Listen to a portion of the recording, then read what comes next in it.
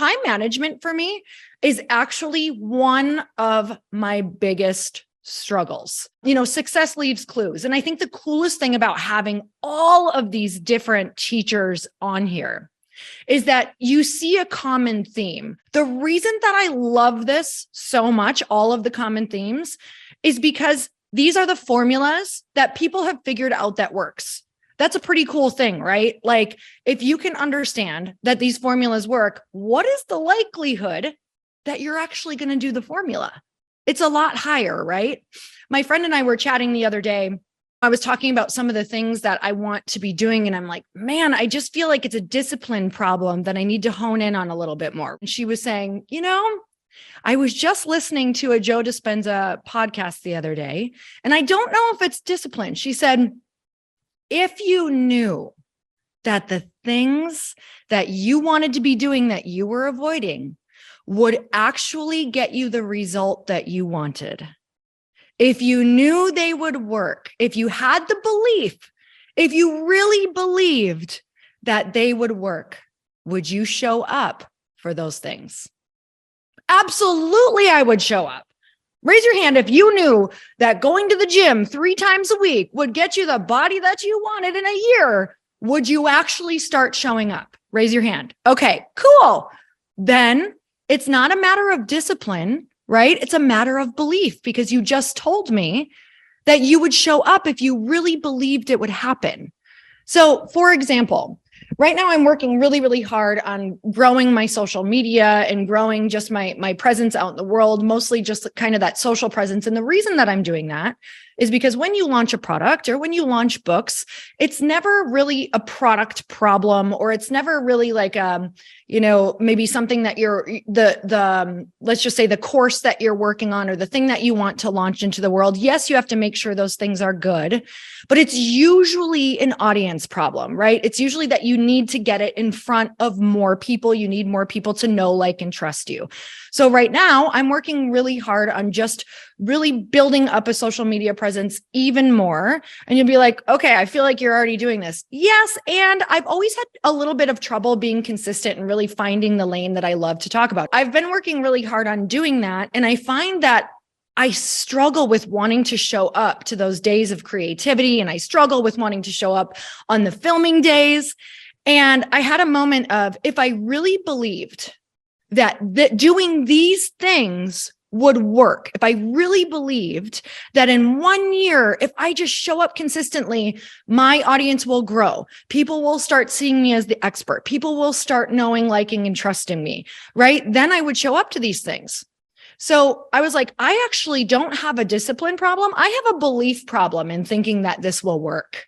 And so what I've been doing is saying, I know that if I do the work, I'm going to get better and better. I know I'm going to find my zone of genius. And I know this is going to work, because what I have learned throughout my life is that no consistent work goes without a result. We typically just end before the result.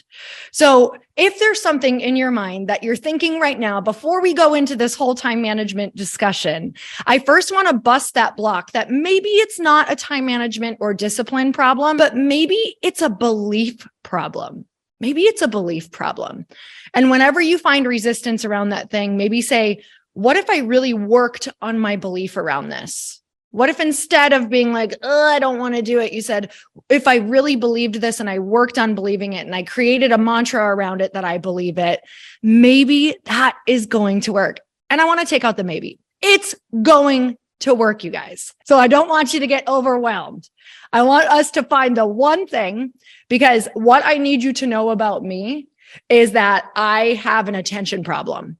I have trouble sitting. I want to be moving. I want to be doing other things. When it comes time to do the things that are most important to my soul's evolution, do you know what I would rather be doing? That I would normally never rather be doing is unloading the dishwasher or cleaning the house, because I am the queen of distraction. So let's just make it really clear that I am in the same exact seats as you all are right now. We are all human. Time is the great equalizer. Do you know what I'm saying? Like, we all have the same 24 hours as Oprah and Beyonce. which is sometimes hard for me to grasp. All right. So let's talk about time management. So time, first of all, is the great equalizer. And most of us have two lives. This is Steven Pressfield. If you guys have not read The War of Art, that is a book that dramatically changed my life. It's called The War of Art by Steven Pressfield, and it talks about resistance around the things that we want to be doing in our lives. So he says that most of us have two lives, the life we live and the unlived life within us. And between that stands resistance. So I'm looking at all of your beautiful faces right now on this Zoom. And what I can see is that all of you have this big life and this big purpose that you are meant to be living. Every single one of you. That's why you're here. It's in the forefront of your brain. You know you want to be doing it. But in between that life stands all of these things, stands family, stands relationships, stands old stories, stands old beliefs, stands, oh my goodness, just all of the things that come up in life that we're just reacting to instead of approaching it differently, right? Because I don't know about you, but boundaries and time management were not modeled for me growing up.